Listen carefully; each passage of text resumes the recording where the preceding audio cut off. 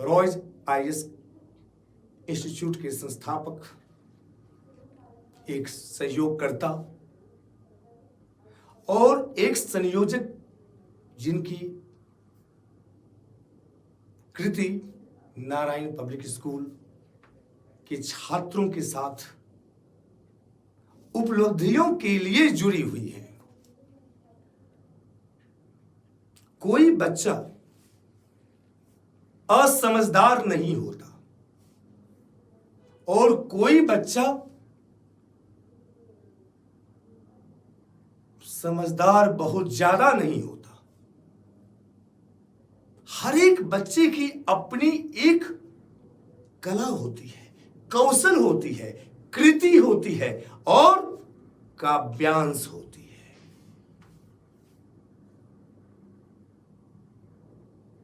बच्चे के अधिकार को पूर्णिमा का अधिकार मिलना चाहिए। बच्चे के अधिकार को पूर्णता का अधिकार मिलना चाहिए और बच्चे के अधिकार को हर एक विश्व का अधिकार मिलना चाहिए। लेकिन वह अधिकार मिलेगा कैसे, यह प्रश्न है। यह प्रश्न है और इस प्रश्न का उत्तर सिर्फ आपके पास है, क्योंकि आप वह माता पिता हैं जो अपने बच्चे को उसी तरह से सींचना चाहते हैं जिस तरह से एक किसान अपने पौधे को सींचता है। किसान खुद नहीं सोता, लेकिन अपने पौधे को आराम देता है, उतनी ही जल देता है जितनी जल उस पौधे के जीवन को प्रकाशित करती है, चरितार्थ करती है। आप एक माता पिता होने के नाते हर समय यह सोचते हैं और सोचते होंगे कि बच्चे का उज्जवल भविष्य कहां होगा।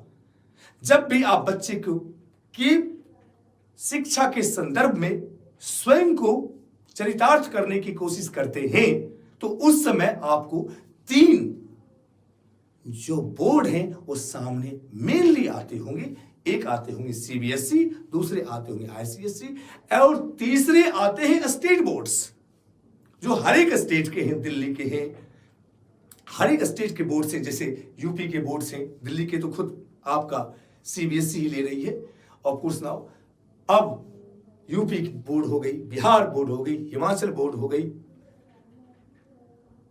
राजस्थान बोर्ड हो गई, मध्य प्रदेश बोर्ड हो गई, तमिलनाडु बोर्ड हो गई, ये सारे बोर्ड हो गए।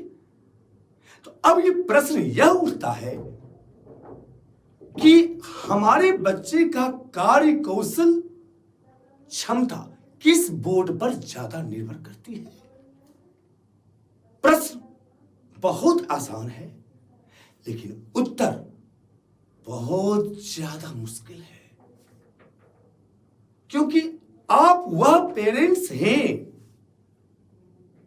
जिनकी इच्छाएं बच्चों की भविष्य के ऊपर निर्भर करती हैं। आप अपनी इच्छाओं का समुद्र बच्चे के इंद्रधनुष में देखना चाहते हैं। आप अपनी इच्छाओं का मरुस्थल बच्चे की हरियाली में देखना चाहते हैं। तो बस अब सतर्क हो जाए। अब जो मैं बताने वाला हूं वह अपने आप में एक परिपूर्णता का सबसे बड़ा उत्तर है, सबसे बड़ा प्रमाण है। जो सीबीएसई बोर्ड है वह board central board of secondary education Delhi में स्थित है, प्रीत विहार। और मैं इसके लिए चरितार्थ आपको करना चाहूंगा कुछ उदाहरण के द्वारा। आप अपने बच्चे को डॉक्टर बनाना चाहते हैं, उसके लिए आप बच्चे को नीट की तैयारी करवाते हैं और नीट की तैयारी में जब बच्चा आपका बायोलॉजी का क्वेश्चन 90 क्वेश्चन देकर के आता है तो बोलता है पापा इस 90 में से 85 क्वेश्चन सेम एनसीईआरटी से थे। ये एनसीईआरटी क्या है? ये एनसीईआरटी सीबीएसई की बुक है।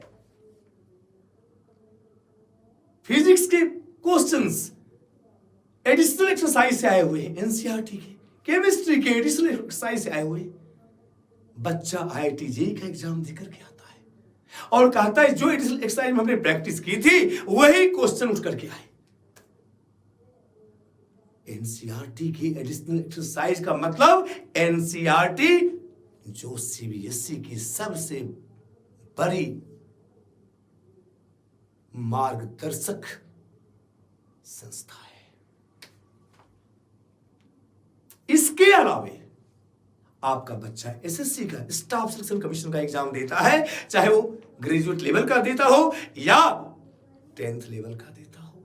दोनों के एग्जामिनेशन में जो क्वेश्चंस आते हैं वो बेस्ड होते हैं सीबीएसई के class 6th 7th 8th 9th 10th, चाहे वो एसएसटी हो या साइंस हो।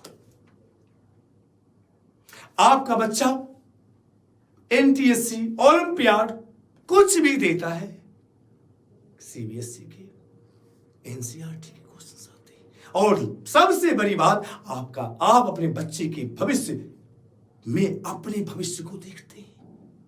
आप चाहते हैं आपका बच्चा वहां पहुंचे जहां आप सिर्फ सोच सकते थे लेकिन पहुंच नहीं सकते थे।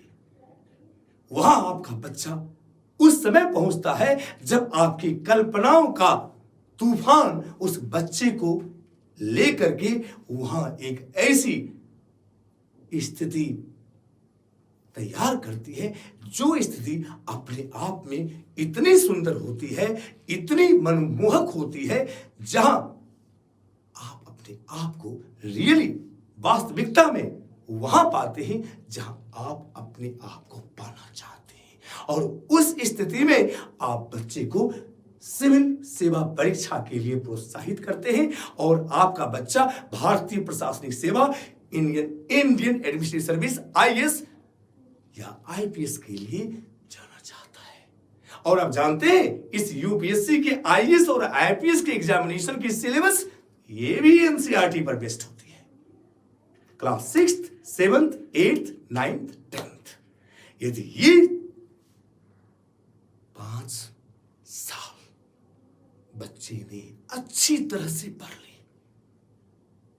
अपने आप को उस बुक के स्रोत में अभिभूत और अंगीकृत कर दिया, आत्मसात कर दिया, तो जो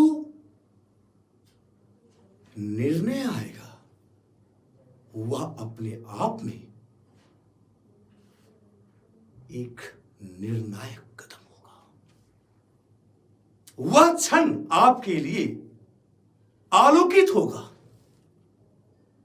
और वह क्षण प्रभात की उस प्रेम को आपके सामने लाएगा जहां आप भाव विहोर होते हुए अपनी कल्पनाओं के सागर को वास्तविकता में बदल देंगे।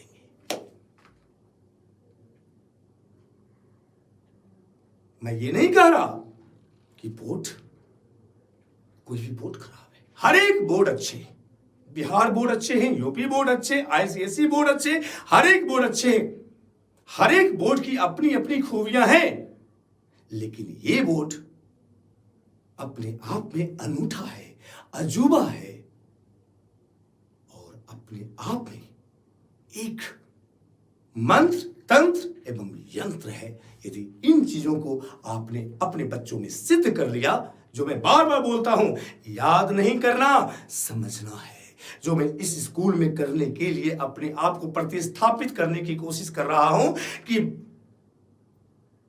याद नहीं करना, समझना है। Don't remember but to understand. आप देखिए फैसला और देखिए रिजल्ट और देखिए वो स्थिति, जब वो क्षण आएगा जहां आप अपने आप को वहां पाएंगे जहां आप पहले पा नहीं रहे थे।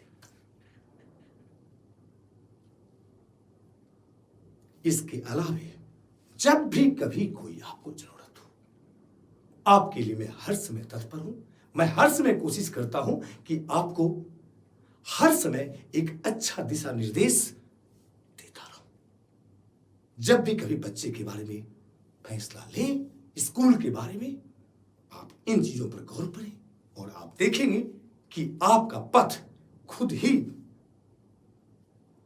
अपने मार्ग की ओर परिवर्तित हो जाएगा और वहां पर वह बच्चा आपको आपके रूप में बहुत हद तक न सिर्फ आलोकित करेगा बल्कि प्रकाशित करेगा। आज के लिए बस इतना ही। हम अगले वीडियो में कुछ और नई चीजों के साथ या पढ़ने के साथ और पढ़ाने के साथ आपके समक्ष प्रस्तुत होंगे। तब तक के लिए मुझे आज्ञा दीजिए।